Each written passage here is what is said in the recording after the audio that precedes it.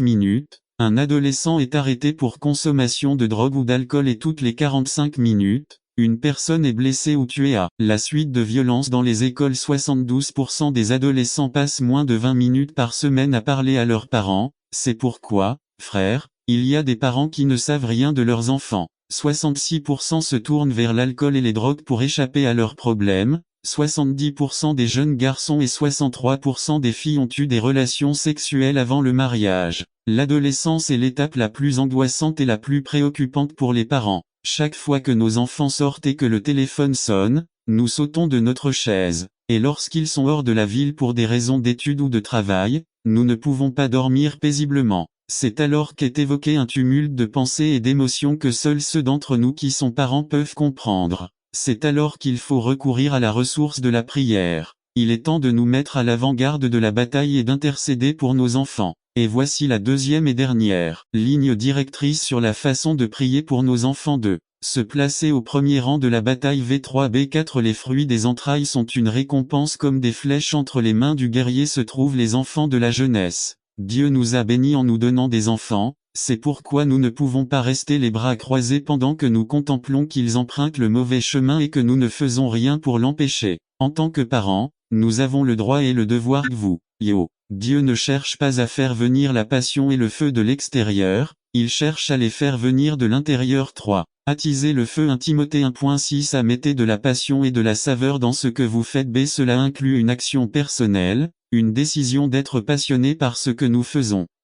Quand nous avons de la passion, nous vivons, lisons, mangeons, dormons et rêvons de ce qui nous passionne. N'attendez pas qu'il soit trop tard. Devenez membre de la chaîne Today et bénéficiez de réconfort et de soutien dans les moments difficiles. Cliquez sur le lien dans la description de la vidéo. Mardi 9 avril 2024. Page 1. Dites non à la conformité. Romains 12.2. Nous arrêtons la croissance. Nous perdons notre vision et avec la vision nous perdons la passion. 4. Provoquer un incendie a amené votre relation avec Dieu à un nouveau niveau. Faites partie de l'équipe. Unité Acte 2.1.2. N'oubliez pas les promesses de Dieu. Acte 2.16. Créez-le pour vous-même, pour tous ceux qui veulent le revivre. Acte 2.37.5. Introduction. Feu A. Le terme est utilisé pour communiquer l'idée de la présence de Dieu. Exode 3.2. L'ange du Seigneur lui apparut dans une flamme de feu au milieu d'un buisson. Exode 24.17. L'apparition de la gloire de Jéhovah était comme un feu brûlant. Matthieu 3.11. Il vous baptisera du Saint-Esprit et de feu. B. Il est utilisé pour exprimer la passion.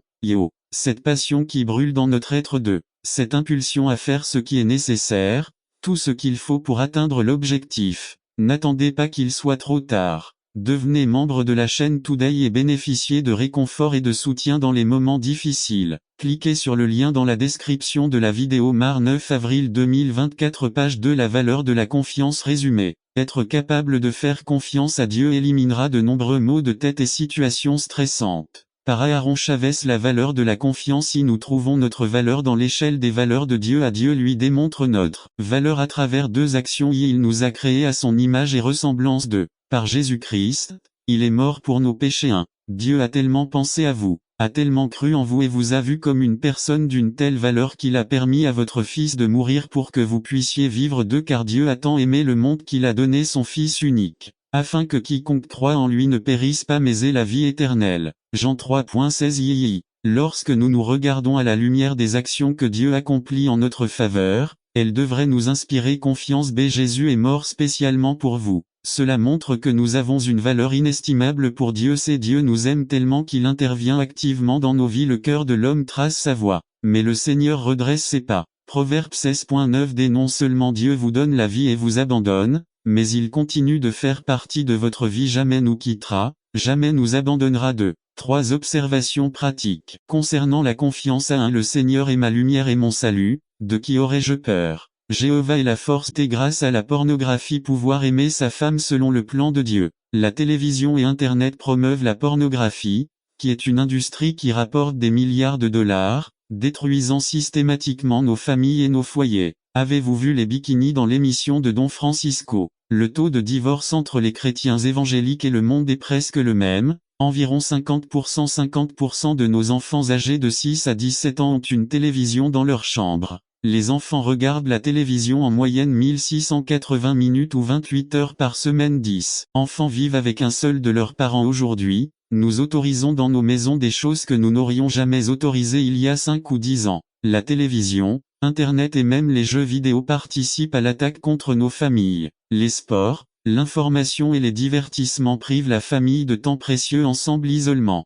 James Dobson a dit, élever un enfant, c'est comme faire un gâteau. On ne se rend compte du désastre que lorsqu'il est trop tard. Proverbe 22:6. Éduquez un enfant dans la voie qu'il doit suivre, et quand il sera vieux, il ne le fera pas. Éloignez-vous-en. Maintenant que j'ai votre attention, je vous demande: a-t-il un problème dans votre famille? Que dois-je faire pour reconquérir ma famille pour Christ? 1. Reconnaître le problème même s'il fait mal. Après-midi, devenez membre de la chaîne aujourd'hui et obtenez du réconfort et du soutien dans les moments difficiles. Cliquez sur le lien dans la description de la vidéo. Mardi 9 avril 2024, page 2. Si vos enfants ne se comportent pas comme vous le souhaitez, c'est très probable que ce soit votre faute et non celle des enfants. La première étape pour convaincre votre famille est d'être conscient du problème. Réveillons-nous de notre sommeil. Lisez Romains 13:11. Bible 2. Comprenez que Dieu fournit la solution. Psaume 127. Ainsi le Seigneur ne construit la maison, ceux qui la construisent travaillent en vain. Si le Seigneur ne garde pas la ville, les gardes veillent en vain. Dieu veut et peut reconstruire votre famille aujourd'hui. 3. Soyez actifs dans l'obéissance à la parole de Dieu. Ne soyez pas faibles et permissifs. Il y a des choses qui ne peuvent pas être négociées. Ayez de l'autorité mais soyez humbles et obéissants. Élever une famille chrétienne implique de prendre l'initiative de changer, de faire confiance à Dieu et de prendre des mesures solides qui nous aident à progresser. Colossiens 2:20. Si vous êtes morts avec Christ aux éléments du monde, pourquoi, comme si vous viviez dans le monde, vous soumettez-vous à des préceptes? Pourquoi continuons-nous à autoriser des choses douteuses dans nos maisons? Allons-nous donner au monde la permission d'influencer l'esprit et le cœur de nos jeunes? Allons-nous continuer à dire une chose et à en faire une autre devant nos enfants? N'oubliez pas qu'ils feront davantage ce que vous faites, pas ce que vous dites. Jacques 1:22. Mais mettez en pratique la parole, et ne vous contentez pas de l'écouter, en vous trompant vous-même. L'hôtel familial est une merveilleuse façon d'unir la famille. Cela consiste à étudier ensemble la parole de Dieu. C'est comme une cellule, mais dans notre propre maison, les façons dont Dieu a parlé. Nous trouvons dans le livre de 2 Rois 5:20-27, la radiographie d'un serviteur qui il n'a pas mis de diligence et a glissé tristement. Géasi, serviteur d'Élisée, avait été entouré d'un environnement spirituel très riche, mais il ignorait comment Dieu avait parlé de nombreuses et multiples manières et en ne faisant pas preuve de diligence il s'est échappé. La triste expérience de Géasi nous exhorte à faire très attention, en tant que serviteurs de Dieu, aux choses suivantes qui peuvent nous faire déraper et finir par être disqualifiés. Nous connaissons tout le contexte de cette histoire. Lorsque Naaman fut guéri de la lèpre et voulut récompenser Élisée pour ce miracle, Élisée a refusé de recevoir aucun cadeau. Pendant que cela se produisait intérieurement dans le cœur de Géasi, des choses très significatives se produisaient. 1. Soyez prudents avec le monologue interne. 2 Rois 5:20. Géasi se dit, quel est notre monologue intérieur? Ce dont nous nous parlons détermine ce qui remplit notre cœur. Notre monologue interne est-il la vérité de Dieu ou est-il saturé de nos propres désirs et désirs? Le monologue intérieur de Géasi était plein d'avidité. Je vais courir après lui et récupérer quelque chose. Le ministère que nous avons reçu par la grâce de Dieu peut facilement devenir saturé d'avidité pour réaliser des choses qui, en dehors du ministère, nous coûteraient plus d'argent ou d'efforts. Nous devons nous renouveler pleinement dans la diligence, en nous occupant de notre monologue interne. Le monologue interne nous dira les motivations que nous devons servir. Pourquoi voulons-nous prêcher, exercer un ministère ou émerger? Attardons-nous sur ce monologue interne. 2. Soyez prudents lorsque vous utilisez le nom de Dieu. 2 Rois 5:22a. Mon Seigneur m'envoie vous le dire. Nous n'avons pas permission ou autorité de parler au nom de Dieu, s'il ne nous a pas envoyés. Gardons-nous de tomber dans les expressions bien connues de « Le Seigneur m'a révélé »,« Le Seigneur m'a montré »,« Le Seigneur m'a ému ». Le Seigneur veut que je sais que Dieu révèle, parle et agit, mais nous devons faire attention à ne pas utiliser ces expressions alors qu'en réalité ce sont nos propres désirs et ambitions qui, comme Géasi, courent après Naaman. Il est très facile d'utiliser le nom de Dieu pour atteindre nos objectifs, comme Géasi, qui a profité de sa position pour parler au nom de son Seigneur. Le renouvellement de la plénitude de l'assiduité se manifeste en prenant soin de ne pas parler au nom de Dieu pour réaliser des ambitions personnelles. Beaucoup osent parler au nom de Dieu pour chercher du soutien dans leur ministère, de l'argent, de la reconnaissance ou de l'invulnérabilité. 3. Soyez prudents avec les mensonges. 2 Rois 5:22b. Voici, à cette heure, 2 jeunes hommes arrivèrent. Parler au nom de Dieu alors qu'il ne nous l'a pas commandé, c'est-on. Quel que soit le degré de rébellion et de désobéissance, votre problème fondamental sera toujours contre Dieu. B. L'Écriture dit que c'est Dieu qui a établi le principe d'autorité. C'est pourquoi tous les types de rébellion sont des résistances. 4. Ou méprisez-vous les richesses de sa bonté, de sa patience et de sa longanimité, ne sachant pas que sa bonté vous conduit à la repentance. Ézéchiel 11:19. Et je leur donnerai un cœur, et je mettrai en eux un esprit nouveau et j'ôterai du milieu de leur chair le cœur de pierre. Et je leur donnerai un cœur de chair. Philippiens 2:13. Car c'est Dieu qui opère en vous le vouloir et le faire, pour son bon plaisir. Romains 9:15-16. Car il dit à Moïse, j'aurai pitié de qui j'aurai pitié, et j'aurai compassion de qui j'aurai compassion. 16. Cela ne dépend donc pas de celui qui veut, ni de celui qui court, mais de Dieu qui a pitié. N'attendez pas qu'il soit trop tard. Devenez membre de la chaîne Today et bénéficiez de réconfort et de soutien dans les moments difficiles. Cliquez sur le lien dans la description de la vidéo. Mardi 9 avril 2024, page 5. La connaissance assimilée de Dieu. Un résumé. Proposition. La connaissance de Dieu est le plus grand danger pour l'homme lorsqu'elle n'est pas assimilée, pratiquée dans nos vies pour la gloire de Dieu. Par Matt Black. La connaissance assimilée de Dieu. Première partie. Fondement de la foi chrétienne. Proposition. La connaissance de Dieu est le plus grand danger pour l'homme lorsqu'elle n'est pas assimilée, pratique dans nos vies pour la gloire de Dieu. Verset clé. Matthieu 15:20. J'ai cru, c'est pourquoi j'ai parlé. Psaume 116:10. Avec quelle rapidité nous parlons de ce que nous ne croyons pas vraiment. Il y a une grande tentation dans nos prix à payer lorsque Satan prend le contrôle de nos vies. Le problème est que cela n'est généralement pas payé en argent mais en agonie et en souffrance. Seigneur, protège-moi, retiens-moi ou même vains-moi de telle manière que je ne puisse pas me retrouver immergé et inondé de mal qui peut causer de la douleur dans la vie de quelqu'un. 2 Pierre 2:9. Psaume 34:15. Contrat divin. Humain. Mon rôle. 2 Timothée 2:22. Fuir, former des habitudes qui favorisent une meilleure communion avec Christ. La partie divine. Philippiens 4:6-7. Notre esprit et notre cœur seront libérés de toute anxiété. 1 Corinthiens 10:13 fournit une issue. Lecture de la Bible. 1 Chroniques 4:9 et 10. Hymne 417. Hymne 433-410. N'attendez pas qu'il soit trop tard. Devenez membre de la chaîne Today et bénéficiez de réconfort et de soutien dans les moments difficiles. Cliquez sur le lien dans la description de la vidéo. Mardi 9 avril 2024, page 7. Il y a du pouvoir dans la décision. Résumé. Les Écritures nous présentent un monde dans lequel nos choix sont d'une importance vitale, un monde dans lequel la décision humaine joue un rôle vital. Les décisions que nous prenons peuvent changer notre propre destin, ainsi que celui des autres. Le dicton par Joshua Pinto. Le pouvoir de décision. Deutéronome 30:19-20. Aujourd'hui, j'en prends à témoin contre vous le ciel et la terre, que je vous ai donné le choix entre la vie et la mort, entre la bénédiction et la malédiction. Choisissez donc la vie, afin que vous et vos descendants viviez. 20. Aime le Seigneur ton Dieu, obéis-lui et sois-lui fidèle, car ta vie dépend de lui. LSG. Un homme et sa femme. Nous jouions au football dans la rue, et quand quelqu'un commettait une faute ou touchait le ballon avec la main, nous chantions immédiatement penalty. Immédiatement après, nous avons commencé à compter les 11 étapes réglementaires à partir du but improvisé en pierre. Et selon qui comptait les pas, les plaintes étaient entendues. Si quelqu'un de l'équipe pénalisée comptait les pas, ils étaient très longs. Si quelqu'un de l'équipe qui a tiré le penalty comptait les pas, ils étaient très courts. La vérité est que nous ne mesurons pas nos pas avec la même mesure que ceux de l'équipe adverse. Nous n'utilisons pas la même mesure pour mesurer nos actions et celles des autres. Nous sommes sévères avec les autres et miséricordieux envers nous-mêmes. Il y a quelque chose dans notre cœur qui nous fait penser que nous ne partageons que des informations importantes, les autres sont des commérages. On vient de faire une pause, les autres sont paresseux. On fait une sauvegarde du film, les autres font du piratage. Nous ne disons que la vérité telle qu'elle est,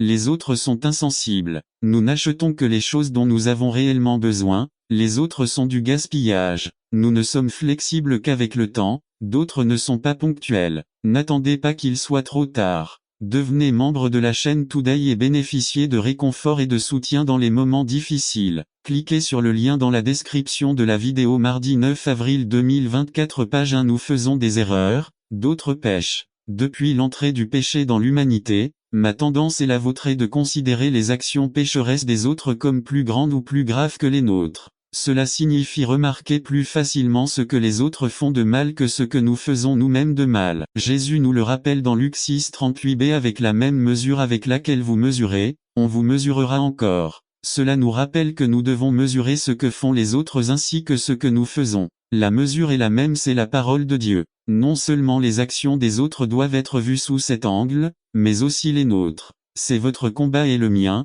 car il devient plus facile pour nous de cacher la gravité de nos péchés derrière ceux des autres. Si je garde les yeux rivés sur l'autre, je me donne la permission de ne pas avoir à faire face à mes propres péchés. Il est plus facile, plus confortable, plus pratique de rester fixé sur la paille des autres pour ne pas avoir à s'occuper d'abord de mes poutres. Illustre. Je me souviens d'un soir où je rentrais à la maison et Delia, qui avait eu une longue journée, était déjà couchée. J'avais aussi été très occupé, donc ce que je voulais le plus, c'était me coucher immédiatement et m'endormir. Au moment où j'allais me coucher, Delia m'a dit, « Ne sois pas méchant, fais-moi un petit massage des pieds. » J'ai juste soupiré et j'ai continué à m'allonger. Elle a insisté, « Allez, qu'est-ce que ça te coûte un petit moment ?» J'ai finalement répondu, « Delia, ne sois pas égoïste. » Elle, en bonne chrétienne, réfléchissait et n'insistait plus. J'étais calme parce que j'avais réussi. Qu'est-ce qui n'allait pas dans mon comportement? Si j'avais prêté plus d'attention, j'aurais compris Luc 22:44. Car nous n'avons pas à lutter contre la chair et le sang, mais contre les principautés, contre les puissances, contre les princes des ténèbres de ce monde, contre les armées spirituelles de la méchanceté dans les lieux célestes. Éphésiens 6:12-5. Vous pouvez apprendre à prier. Il est de la plus haute importance que tous ceux qui veulent apprendre à prier acceptent cette vérité simple mais incontournable. En priant, vous apprenez à prier. C'est un fait très remarquable que Jésus n'a jamais appris à ses disciples à prêcher ou à guérir et qu'il se préoccupait plutôt de leur apprendre comment prier. Dans la prière, il y a une source inépuisable de pouvoir et de sagesse. La semaine prochaine, nous donnerons 8 raisons pour lesquelles nous devrions prier. N'attendez pas qu'il soit trop tard. Devenez membre de la chaîne Today et bénéficiez de réconfort et de soutien dans les moments difficiles. Cliquez sur le lien dans la description de la vidéo. Mardi 9 avril 2024. Page 2. Comment prier résumé. Ceci est le sermon numéro 4 de la série Tout sur la prière par Ralph Mandé. Comment priez-vous? Les disciples du Seigneur lui ont posé cette question, à laquelle il a répondu par ce que nous appelons le Notre Père. Cette prière n'est pas simplement une prière comme beaucoup la prennent et la pratiquent, mais plutôt un guide où il indique les étapes à suivre et les éléments qui doivent être présents dans nos prières, et chaque phrase de cette prière nous donne la ligne directrice à suivre. C'est pourquoi vous prierez ainsi. Notre Père qui es aux cieux, que ton nom soit sanctifié, ton royaume viendra, que ta volonté soit faite sur la terre comme au ciel. Donne-nous aujourd'hui notre pain quotidien, et remets-nous nos dettes, comme nous remettons aussi nos débiteurs. Et ne nous soumets pas à la tentation, mais délivre-nous du mal, car à toi appartiennent le royaume, la puissance et la gloire, pour toujours. Amen. Matthieu 6, 9-13. Notre Père. Dieu a créé les animaux, la végétation et les êtres humains. Contrairement à ce que beaucoup pensent, l'homme n'est qu'une créature de Dieu. Ce n'est que lorsque l'homme reçoit la parole de Dieu, croit en Jésus, se repent et est baptisé au nom de Jésus, qu'il passe du statut de simple créature de Dieu à celui d'enfant de Dieu. Avant de rencontrer le Seigneur, vous et moi, n'étions que ces créatures. Maintenant que nous avons reçu sa parole et cru en lui, aujourd'hui que nous nous sommes repentis et lui avons donné notre vie, depuis le jour où nous avons été baptisés en son nom en plus d'être ses créatures, maintenant, nous sommes enfants de Dieu. En résumé, si vous avez cru à la parole de Dieu, vous êtes repentis et avez été baptisés en son nom, je vous félicite. Eh bien, vous êtes maintenant un enfant de Dieu. Mais à tous ceux qui l'ont reçu, à ceux qui ont cru en son nom, il a donné le droit de devenir enfant de Dieu. Jean 1:12. Maintenant, en tant qu'enfant de Dieu, vous avez des droits que vous n'aviez pas auparavant en tant que créature. Seuls les enfants de quelqu'un peuvent l'appeler père. C'est un droit réservé aux enfants. Désormais, en tant qu'enfant de Dieu, vous pouvez vous approcher de Dieu comme un enfant s'approche d'un père. Présents ont levé la main, se sont levés et ont ensuite applaudi. Pour Dieu, la visite est de la plus haute importance. A. Il a visité Adam en Éden. B. Il a visité Moïse dans le buisson ardent. C. Il a visité les êtres humains à travers son Fils Jésus-Christ pour leur offrir le salut et la vie éternelle. N'attendez pas qu'il soit trop tard. Devenez membre de la chaîne Today et bénéficiez de réconfort et de soutien dans les moments difficiles. Cliquez sur le lien dans la description de la vidéo. Mar 9 avril 2024 page 5 Jésus s'est également consacré à visiter son peuple. A. Il a rendu visite à ses disciples. B. Il a rendu visite à ses disciples. C. Il a rendu visite à ce couple lors des noces de Cana Jean 2 1 à 11. D. La maison de Simon le lépreux Matthieu 26 6 à 13. E. Il a rendu visite à Simon-Pierre et a guéri sa belle-mère Matthieu 8 14,15. F. Il a visité Zachée et a apporté le salut dans sa maison Luc 19 1 à 10. G. Et il a rendu visite à d'autres personnes qui avaient besoin de sa visite. H. Jésus est allé là où les gens avaient besoin de lui. Il allait au marché, il allait au bateau des pêcheurs, il allait à la synagogue, il allait chez les gens, il allait partout. Il est allé aux boiteux, il est allé aux aveugles, il est allé aux pauvres, il est allé aux riches. Il est allé aux universitaires, il est allé aux ignorants, il est allé aux affamés, il est allé aux assoiffés, il est allé et est venu dans le monde entier. Alléluia, Amen. Jésus était accessible, il ne rejetait personne. Jésus est entré dans la vie de ceux qui avaient besoin de lui, non seulement dans leur maison, non seulement il leur a prêché et enseigné, mais il est également entré dans leur cœur et ils sont entrés dans celui de Jésus par amour. Pour Jésus, son peuple était important et il devait leur rendre visite. Il avait envie de leur rendre visite. Il l'a fait même lorsque c'était inconfortable. Vos pieds deviennent poussiéreux, n'attendez pas qu'il soit trop tard. Devenez membre de la chaîne Today et bénéficiez de réconfort et de soutien dans les moments difficiles. Cliquez sur le lien dans la description de la vidéo. Mardi 9 avril 2024 page 6 Il est monté sur un âne, il a traversé les rivières, il a pris des bateaux pour traverser la mer. Il a marché sur les eaux. Il a cherché le peuple et le peuple l'a cherché. Les dirigeants participent également à un programme systématique de visite. Il faut aller là où sont les gens. Jésus l'a fait 5. En vol d'oiseau. Un leader à la style de Jésus. Jésus a toujours été à la hauteur de ce qu'il disait. 2. Il respectait l'individualité de chaque personne. 3. Il faisait en sorte que les autres se sentent importants. 4. Il était tolérant. 5. Il était amical. 6. Il était agréable. 7. Il était soucieux. 8. Il était empathique, indulgent. 9. Il était libérat de préjugés race, religion, couleur, caractère, coutume, profession. 10. Il était cultivé. 11. Il était large. 12. Il était primé. 13. Il faisait attention à son peuple. 14. etc. etc. 1 Pierre 2, 21 à 24. 21. C'est à cela que vous avez été appelés, parce que Christ est le plus grand commandement de la loi.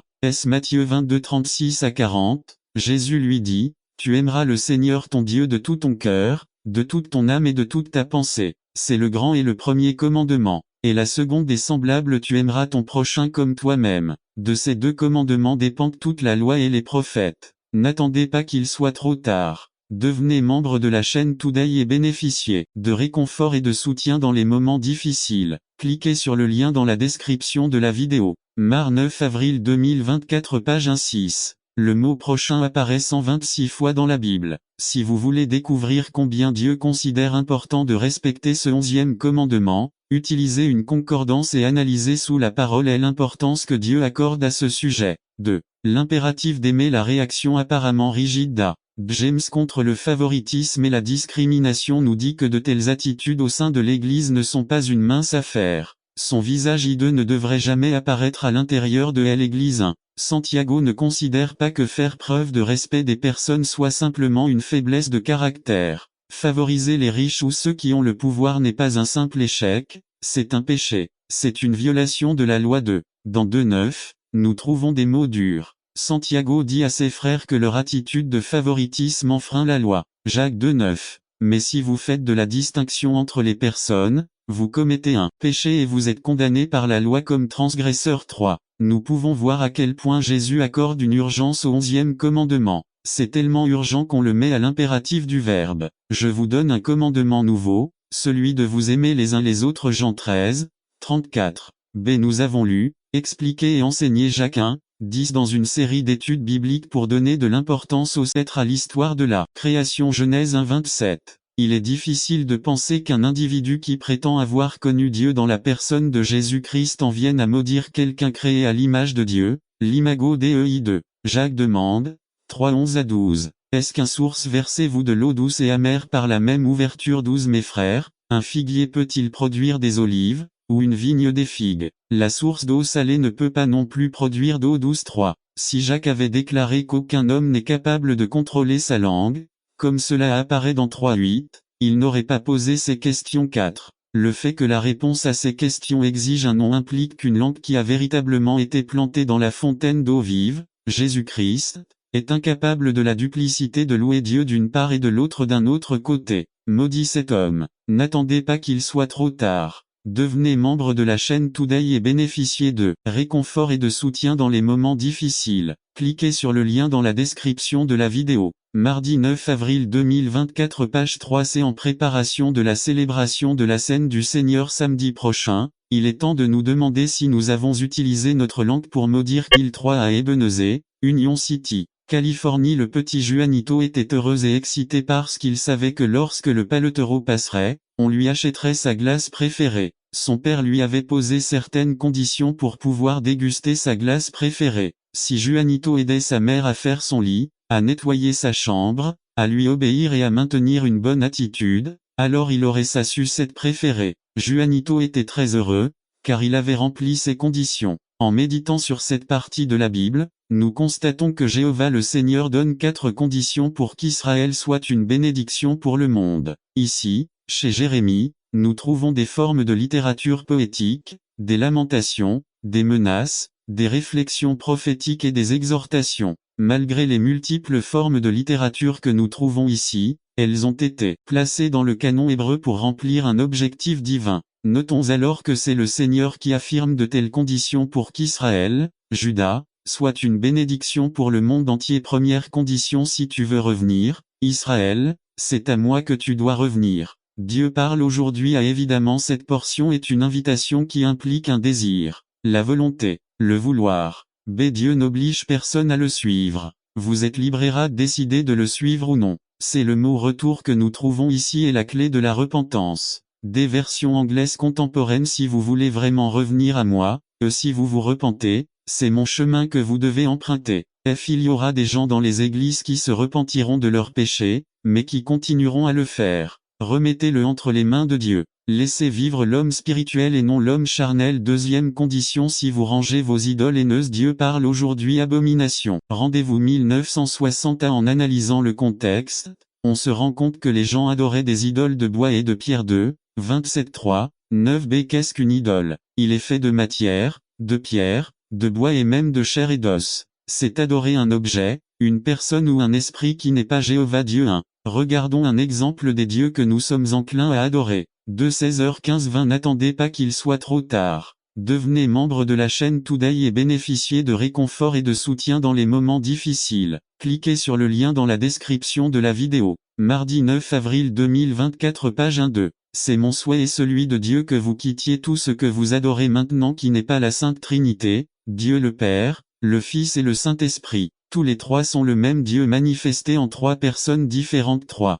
Nous ne sommes même pas autorisés à adorer des anges ou des saints. Apocalypse 19-10. Fait 10, 26. Et il est essentiel de noter le vocabulaire utilisé ici pour décrire ces dieux. Détestables ou abominables. Nous, les humains, portons par nature un trou à l'intérieur qui doit être rempli. Imaginez le trou dans un puzzle, seule la bonne pièce peut le remplir. Cette pièce, ou être suprême, devrait être le Dieu tout-un. Ne vous inquiétez donc pas de ce que vous mangerez ou boirez, arrêtez de vous tourmenter. Le monde païen recherche toutes ces choses, mais le Père sait que vous en avez besoin. Toi, cherche le royaume de Dieu, et ces choses te seront données par-dessus. Ne vous inquiétez pas, ne vous tourmentez pas pour ces choses dont Dieu, votre Père, sait que vous avez besoin. Vous ne devez pas être comme ceux qui ne le connaissent pas et qui sont plongés dans le désespoir et l'anxiété à cause de ces choses. Si vous avez peu, votre recherche, votre but, votre désir doit être le royaume de Dieu et ces petites choses s'y ajouteront.